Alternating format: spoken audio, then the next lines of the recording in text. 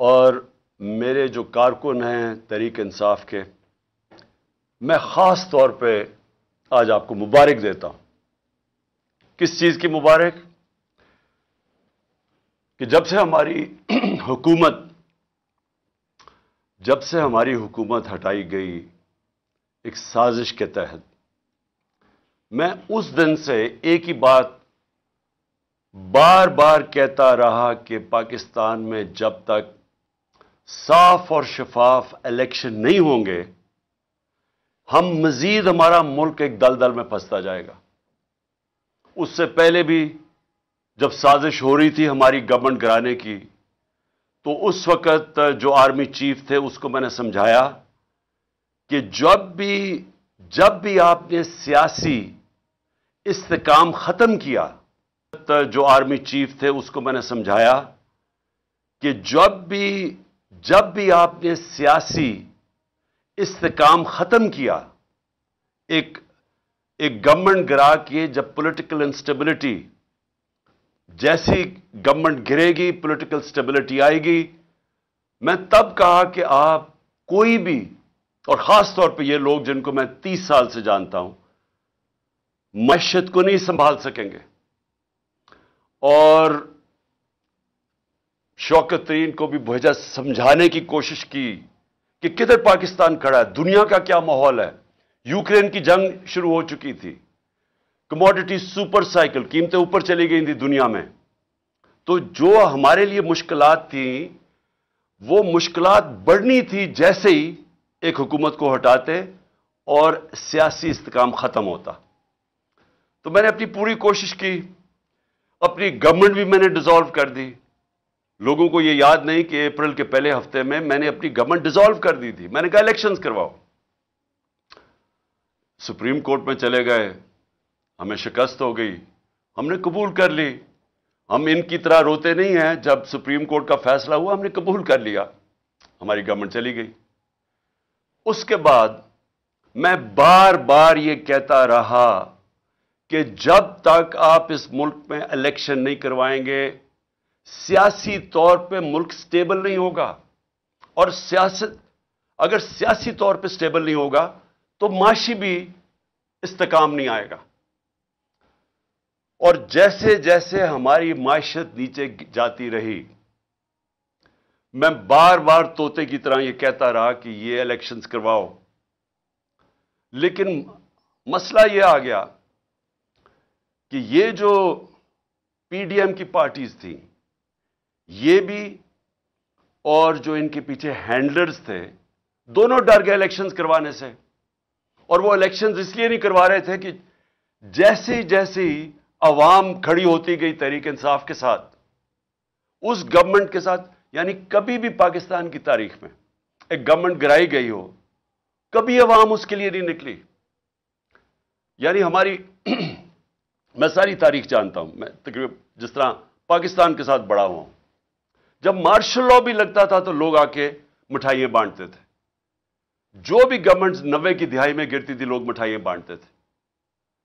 تو یہ پہلی دفعہ ہوا کہ پبلک سڑکوں پہ آ گئی، لاکھوں لوگ سڑکوں کے اوپر آئے اور انہوں نے کہا کہ یہ ہم مانتے نہیں، یہ جو سازش کر کے رجیم چینج کیا گیا۔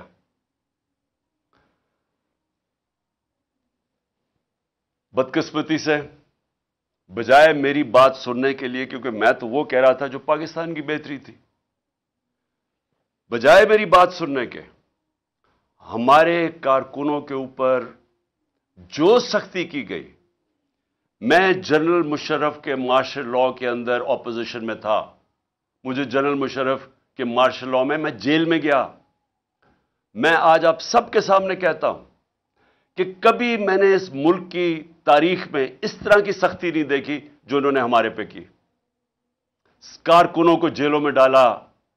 25 مئی کو میں بار بار کہتا ہوں جو ظلم کیا انہوں نے، لوگوں کے گھر 3 بجے لوگوں کے گھروں میں گھس کے، نہ چادر نہ چار دیواری، لوگوں کو اٹھا کے لے گئے۔ کبھی ایسے نہیں ہوا پاکستان میں۔ ہمارے خلاف 3 لانگ مارچز ہوئی، کتنی ایف آئی آر کاٹی اور کس کو کون سا پولیس ایکشن لیا، کتنی ٹیئر گیسنگ ہوئی۔ لیکن 25 مئی کو جو انہوں نے ہمارے سے کیا، اور اس کے بعد مسلسل کرتے رہے، FIRs کے اوپر FIRs کاٹتے گئے میرے کارکنوں پہ، لوگوں کو جیلوں میں ڈالا، پھر وہ نکلے، پھر کچہریوں میں چکر لگائے، ہراساں کیا گیا۔ میرے اوپر اب تک 74 FIR کٹ چکی ہیں۔ کتنی دفعہ میں کچہریوں میں پھرا ہوا ہوں اور بیلیں کرواتا پھرا ہوں، صرف اور صرف ہمیں دبانے کے لیے کہ ہم شاید ڈر جائیں گے، ہم گھبرا جائیں گے، ہم دل برداشتہ ہو جائیں گے۔ صحافیوں سے جو کیا گیا، کبھی پاکستان میں اس طرح، اور صحافیوں سے کن سے کیا گیا؟ وہ صحافی جن کی اس معاشرے کے اندر ایک پہچان تھی، کریڈیبلٹی تھی، محب وطن تھے، ان صحافیوں سے جو انہوں نے کیا، اور یہ قوم کبھی نہیں بھولے گی جو ارشد شریف سے کیا، کبھی نہ میں بھولوں گا یا قوم بھولے گی کہ ایک ایسا آدمی جس کی کوئی قیمت نہیں تھی ضمیر کی، محب وطن پاکستانی، اس سے جو کیا گیا یہ قوم ہمیشہ یاد رکھے گی۔ اس کے علاوہ اعظم سواتی، شہباز گل، ہمارے لوگوں کو جو انہوں نے پکڑ کے تشدد کیا، کسٹوڈیل ٹارچر کی گئی،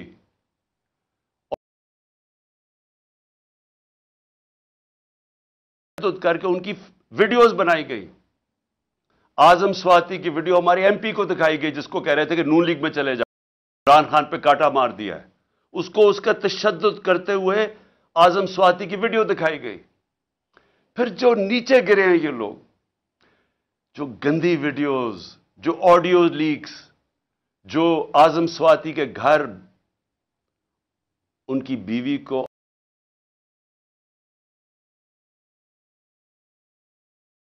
میں ایسے نہیں ہوا، اور پھر سلمان فاروقی، اس کو پکڑ کے ننگا کر کے اس کو مارا گیا، اس کو دھمکایا گیا۔ سوشل میڈیا کے بچوں سے چونکہ 17-18 سال کے بچوں کو پکڑ کے انہوں نے اٹھا کے لے گیا، ان کو مار دھاڑ کے ڈرا دھمکا کے گھر واپس بھیجا گیا۔ ایسے کبھی نہیں ہوا پاکستان میں۔ تو کوشش یہ کی گئی کہ ظلم اور خوف پھیلا کے، تو یہ جو ایک تحریک انصاف کے ساتھ قوم جڑ گئی تھی، کسی طرح تحریک انصاف کو ختم کیا جائے۔ تو میں اس لیے بھی آج اپنے کارکنوں کو خاص طور پہ مبارک دے رہا ہوں کہ جس طرح میرے لوگ کھڑے ہوئے، ہر چیز برداشت کی۔ یہ جو ہم نے جیل بھرو تحریک شروع کی، وہ جب انہوں نے شروع میں لوگوں کو جیل میں جو ہمارے لوگوں نے گرفتاریاں دی، ہمارے لیڈرز نے دی، ان کو بھی میں خراج تحسین پیش کرتا ہوں۔